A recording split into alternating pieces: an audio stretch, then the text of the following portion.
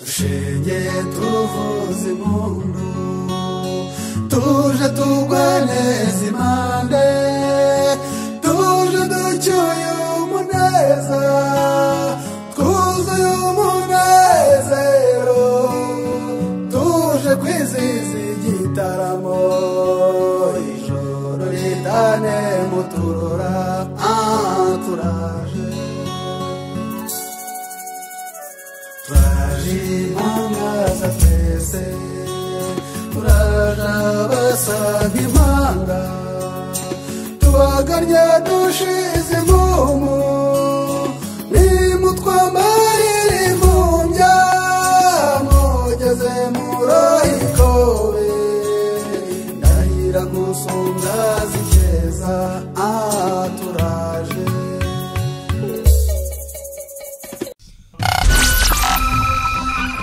mu burura kuri bw'inzobere mu isanzure ry'amakuru mu bushorishori bw'ubushishozi. Nari ngiye kubatembereza ni munyemere mbatembereze mu gitondo karuzindutse byanze bikunze utekereza uko waruhura ubwonko mu kuruhuka cyangwa se ni kwa kundi ushaka kwikorera ubushakashatsi. Haguruka werekeze iya Nyabugogo, Kamonyi, Muhanga, Ruhango, Huye, Nyamagabe, winjire mu ishyamba rya Nyungwe mu mutekano usesuye. Urabisikana n'ingabo z'u Rwanda zimanuka izindi zizamuka zinyuranamo ku buryo ubona ko zihanahana amakuru bati abo baje nabo babungabunge hanyuma barisoka amahoro. aho wabonye ukuntu nyene ndasuza cyagihe ngenda ndasuza nkumva intuza urabahagaze bakagusubiza babahagaze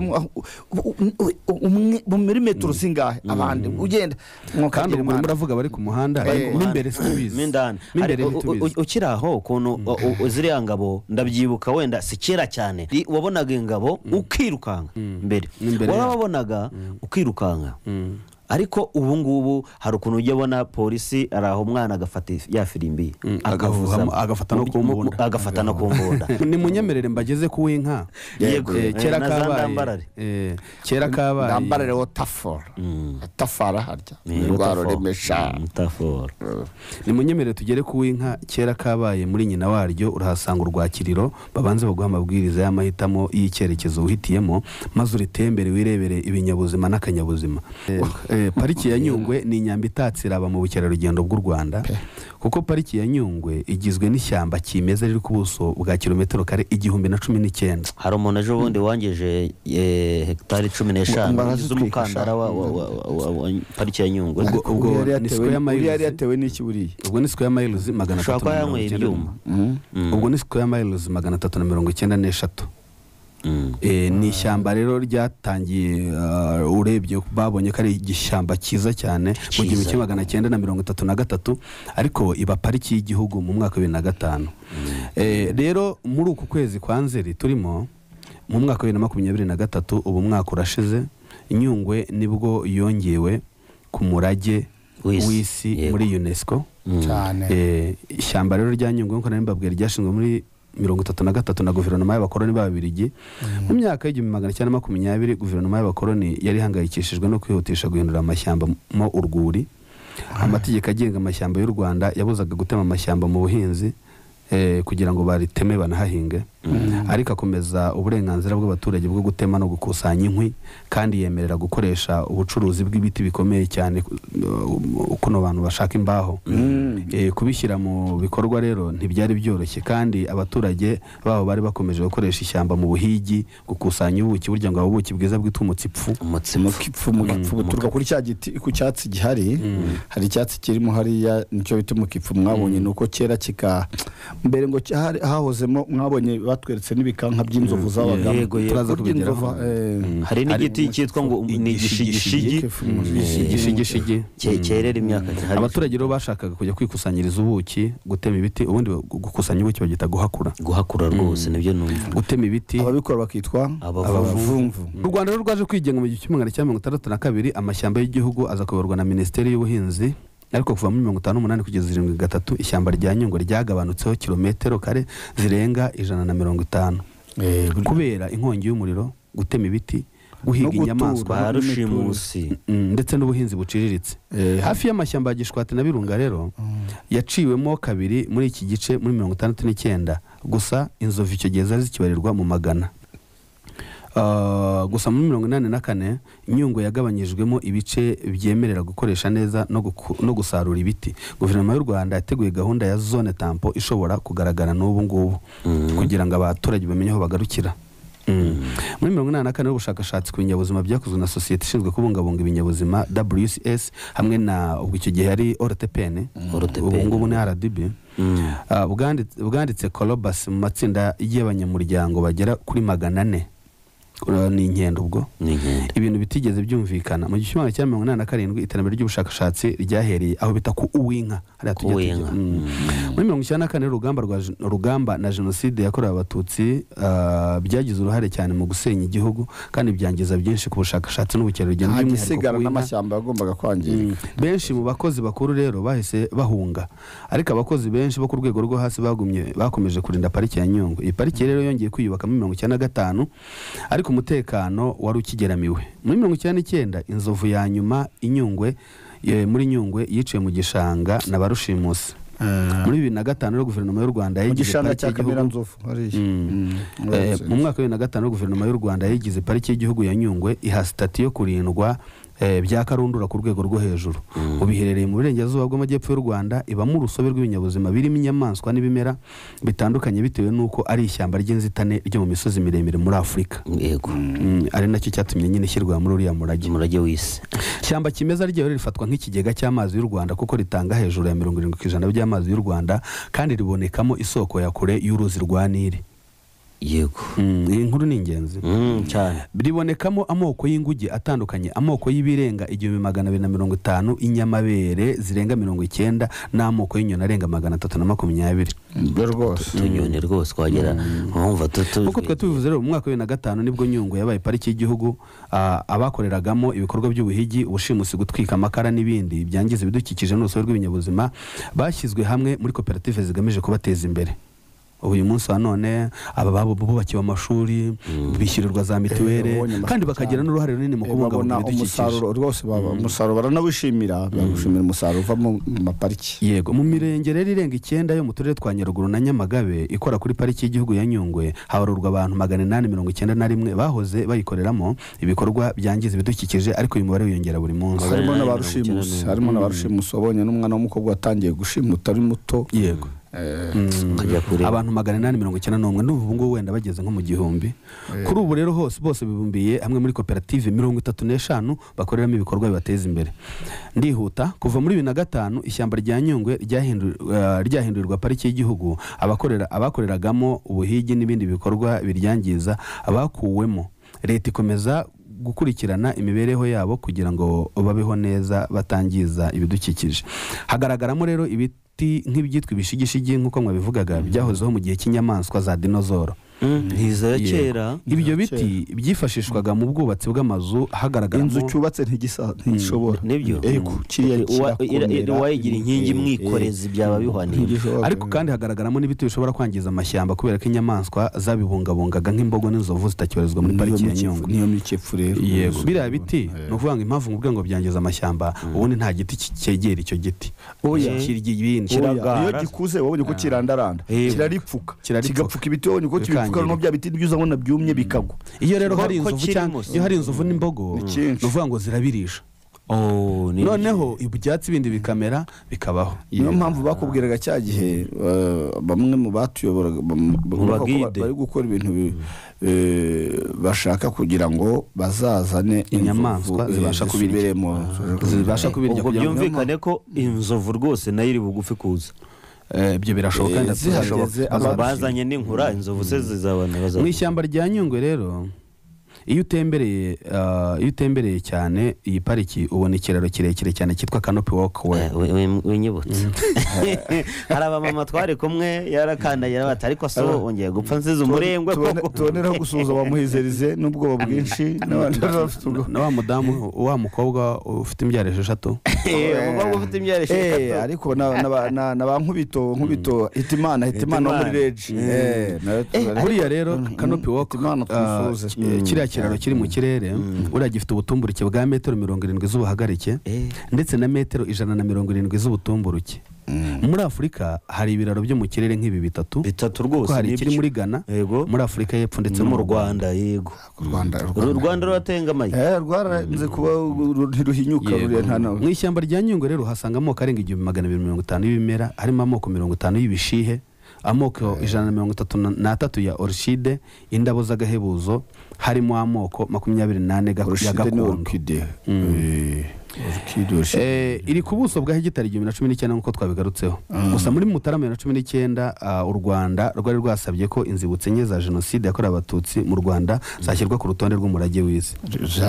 Abataragera muri pariki y'igihugu ya Nyungwe rero babimenye yuko uyu munsi wa none nayo yashyizwe ku murage, ku rutonde rw'umurage w'isi. Kwishimira, tubyishimire, ni intambwe rwose. Ni ukuvuga ngo iki gikorwa cyo gushyira inzibutso kuri uru rutonde rw'umurage w'isi bituma byagendeye rimwe na pariki ya Nyungwe, byinjiriye muri mwe rwose, byagiriyemo byarananshimishije. Abaturage rero bishimira nyine umusaruro wa Nyungwe, kuko urumva bari kumwe, bari mu bimina, ni ibintu byiza cyane. Ibigo by'amashuri byiza, abana babo biga hafi, wabonye ko bafite amavuriro hari ahantu bita Ibanda, mu Ibanda yari igice cya parike. Ariko abataragera muri pariki ya Nyungwe rero, iyi pariki y'igihugu bayitekereza nk'ishyamba ry'inzitane riteye ubwoba, ariko nta hantu umuntu yakwifuza kureba bitewe n'ibyiza nyaburanga bibarizwamo.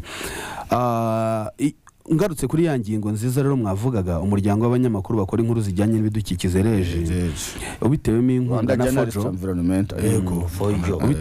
na Fojo Media Institute ku bufatanye na pariki y'igihugu ya Nyungwe, ni Nyungwe National Park y'u Rwanda, uhora urajwe ishinga no guhugura abanyamakuru kugira ngo nabo bigishe abanyarwanda kubungabunga ibidukikije kandi bibe umuco, kugira ngo ihumanwa ry'ikirere rihagarare ndetse n'utemye igitatere bibiri, hadasigaye kubungabunga urwo rusobe rw'ibinyabuzima hirya no hino mu Rwanda n'isi. Ari nayo mpamvu uyu munsi turimo kuvuga kuri iyi nkuru, nuko twabonye nayo mahugurwa, twagiye gucuruza cyane, twabonye amahugurwa. Oya, Rwanda Environmental Journalist yakoze pe, irakora. Abantu bageze hariya batabashaka kuhagera bamaze kuhagera, kandi igira n'ikindi kintu cyiza, irashaka kugira Nyungwe abafatanyabikorwa. Ese nabo barajwe ishinga no gukomeza kubungabunga amaparike mu Rwanda, ariko cyane cyane Nyungwe, ubwo bazakomereza hagera. Tugana ku musozo rero, abanyamakuru nabo bagaragaza ubushake, inyungu n'ubushobozi bwo kugeza amakuru ya nyayo kuba batega amatwi n'abasomyi, dore ko mu byo babahugurwa habamo no kugera aho ibikorwa bibungabungwa n'ibyangizwa biherereye, kugira ngo babone inkuru mpamo, nko gusura ibyanya by'ubukerarugendo nka pariki zo mu Rwanda, gukora imiganda rusange no gufatanya n'abaturage, ibikorwa byo gusazura amashyamba no gutera amashya. Ibidukikije rero burya n'impano y'ubukerarugendo n'ubushakashatsi, ariko nanone ibungabungwa. Gusa ibungabungwa ryabyo ni ingenzi ku mwuka uhumekwa, hari umwuka mwiza n'abatuye iyi si. Hari ukuntu umuntu yajyaga mu ishyamba, murakoze kumpa uyu mwanya, ugasanga umuntu arimo aranyweramo itabi, ariko hari ahantu ntabwo byakunda, biragoye. Reba uzenguruka ishyamba rifite buriya buso bungana kuriya, ariko ukaba utahura n'igishishwa cy'umuneke. Ziriya ngabo ziri muri Nyungwe, uretse kurinda umutekano, mujye mwongera ingabo nziza, hari n'akandi kantu twavuga tuti ntawabisenya ndeba cyane. Ibitero byigeze kuza muri Nyungwe, gutera biturutse muri Nyungwe bikagera no mu murenge wa Nyabimata, bagatwika n'imodoka ya gitifu.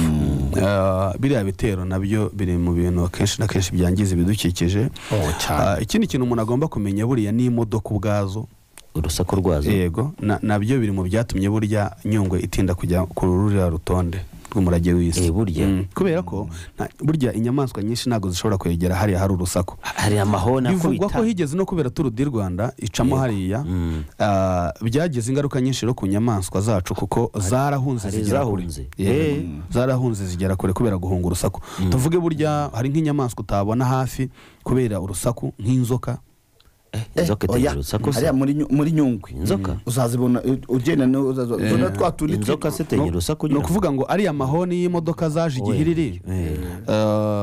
Sinzi niba ugeze ubona ziriya modoka zo muri Tour du Rwanda, so byatumye rero inyamaswa zigenda za moto.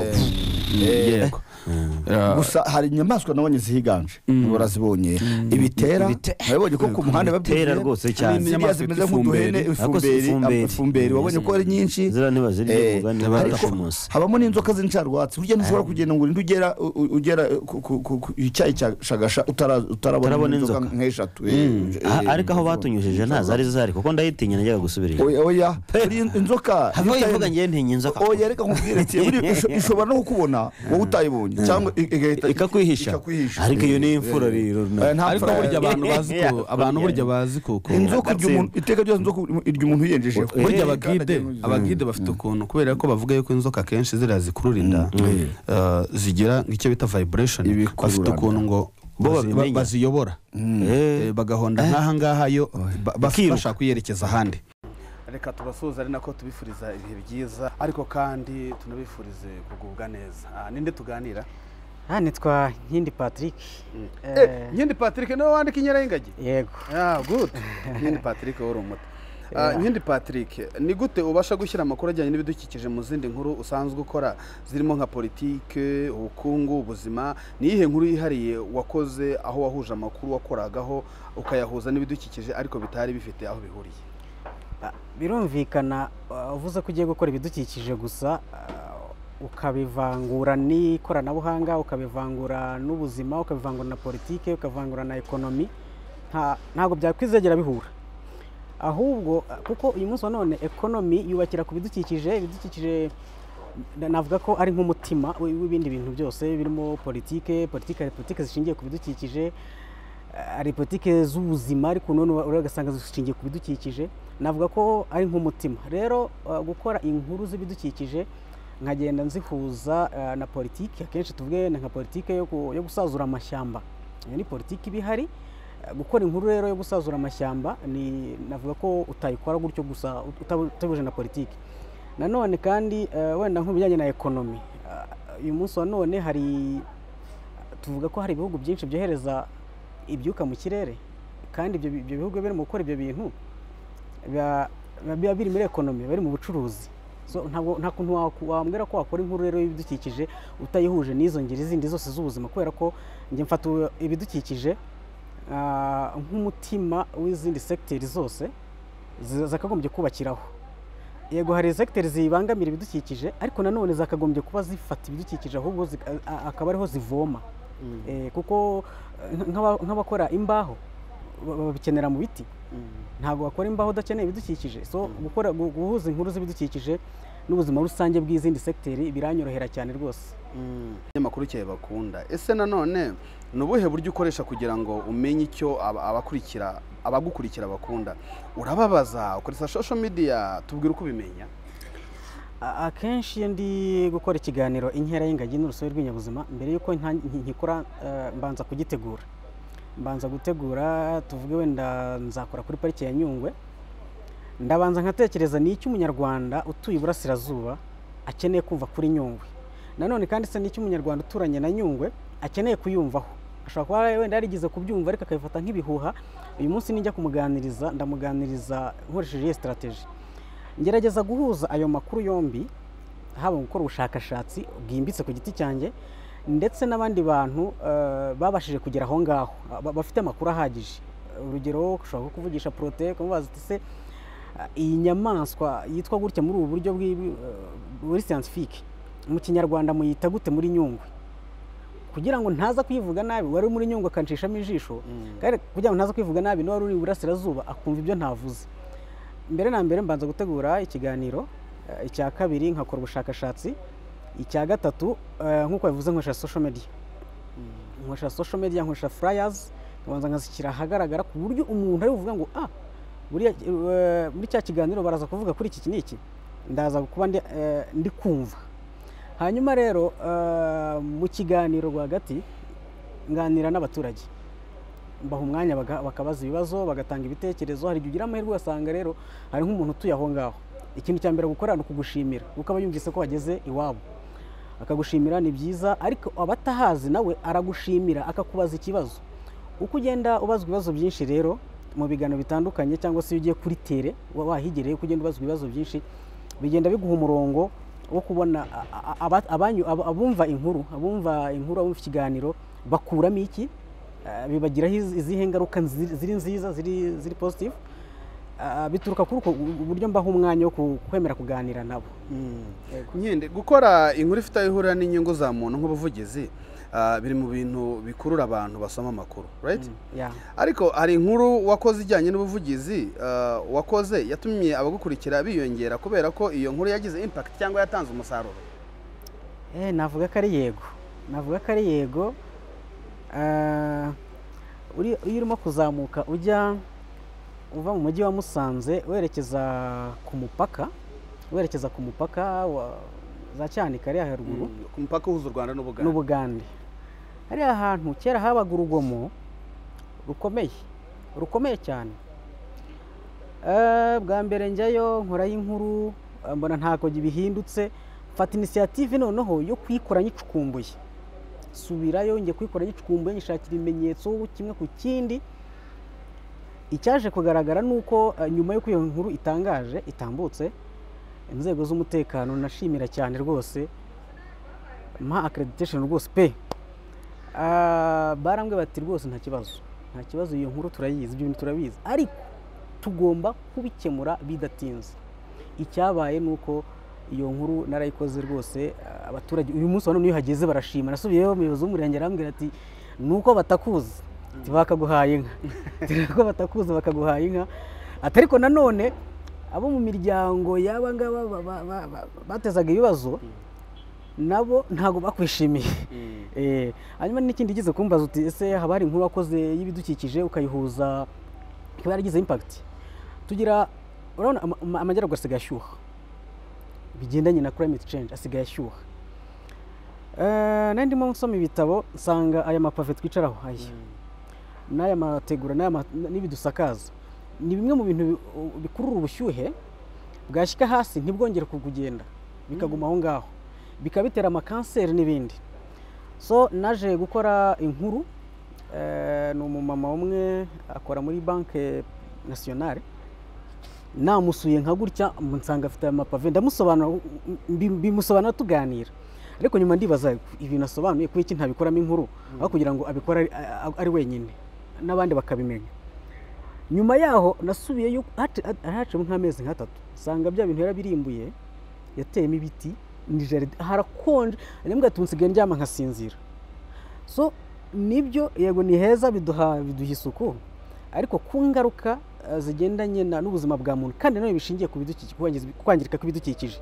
Umunsi wa none iyo urwo rumuri ruje rujyamo hano muri no sima, iyo ruzamutse bitwa ngo byazamutse mu gitondo, mu rukerera izuba ritangiye gukubita, ntago birengaho umutwe wa muntu ugarukira. Yego ibyo produit chimique birimo kuzamuka muri aya mapave rero, nibyo uzatangiye kumva ngo umuntu abantu ngo batangiye ngo kurwara ngo indwara zidasobanutse. So iyo nkuru nayo yaranshimishije cyane kubera ko nyuma yo kuyikora abantu benshi barampamagaye, abanyamakuru bagenzi banjye bati aya bira bintu tubikora twongeye tubivugurure, ko ntari mbizi, ko ntari nzi ko aya mapave dushyira ku muhanda ari kimwe mu bishobora kugira ingaruka ku buzima bwa muntu.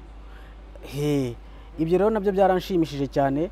Indi nkuru ni inkuru nakoze muri Green Gicumbi, nimba arageze Gicumbi ku muhanda hari ukuntu bagenda bateraho uduti, turiya duti ubundi turi muri projet ya Green Gicumbi, ariko bakoze umuhanda ni RTDA, so bagiranye amakimbirane na Green Gicumbi. Inkuru nakoze niyo yabakiranuye, navuga ko ibyo ndabyishimira kuko byagenze twatse donc abakora umuhanda ni RTDA yari ifite yagombaga guteramo ubundi bwoko bw'ibiti, ubundi bwoko bw'ibimera, bashobora kuba bateganyije gushyiramo za pasiparumu n'ibindi cyangwa se za greveria.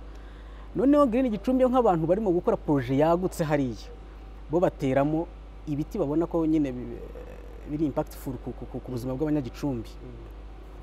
So byabaye ikibazo buriya Green Gicumbi kugira ngo yishyure ibikorwa bisaba process, bashyira muri process ngo twateye ibiti, babiha abazungu batera inkunga, bagasanga ibyo biti bavuga byatewe na RTDA. Ayo mafaranga rero kubakirano niho nagarutse noneho kugira ngo nkore inkuru, nakoze inkuru ishamikiye ku kuba uriya donc imihanda yose muri rusange akagombye kugira hari ahantu hari green, ariko none nkagenda nsobanura etape ku yindi.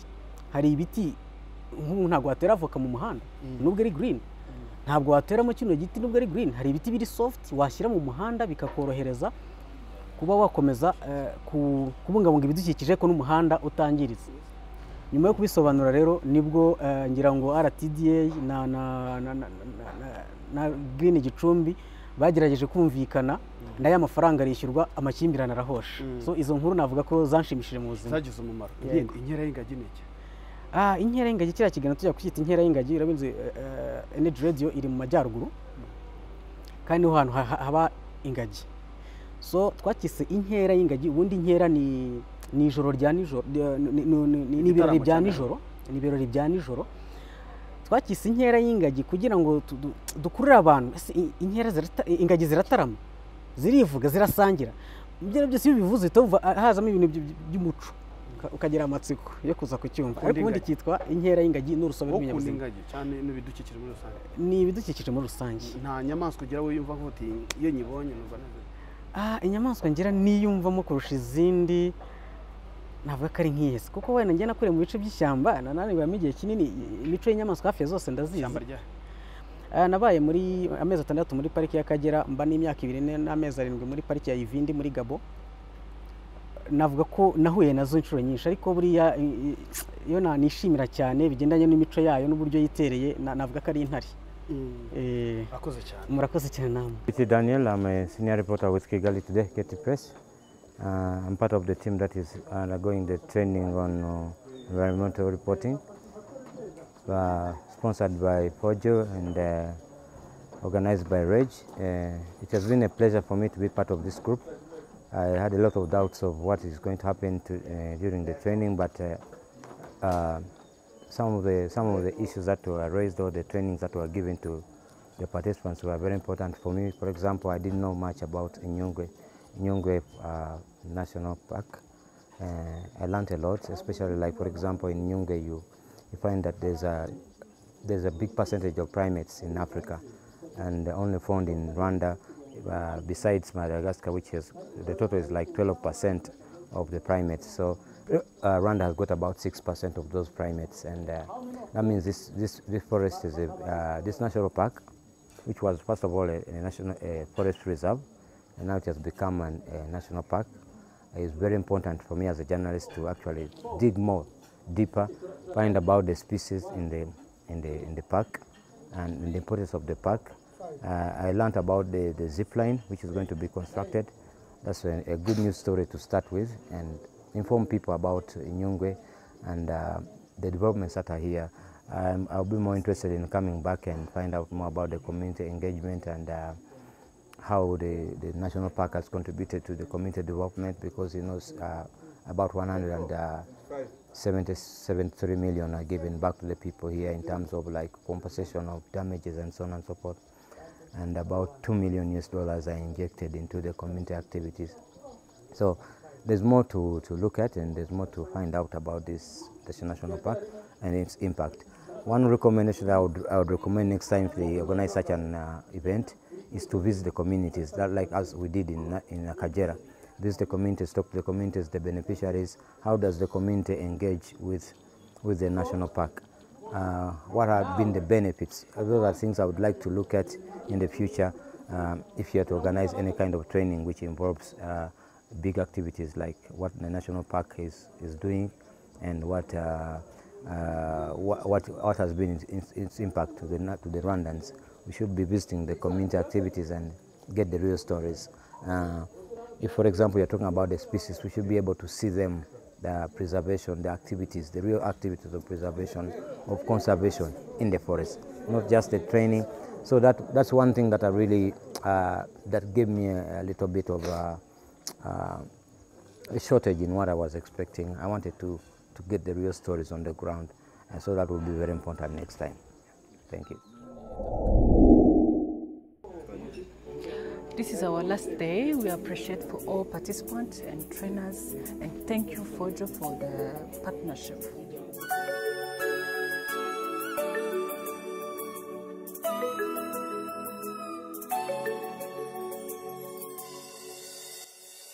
dushengeye tuvuze impundu. mu burora kure bw'inzobere mu isanzure ry'amakuru mu bushorishori bw'ubushishozi.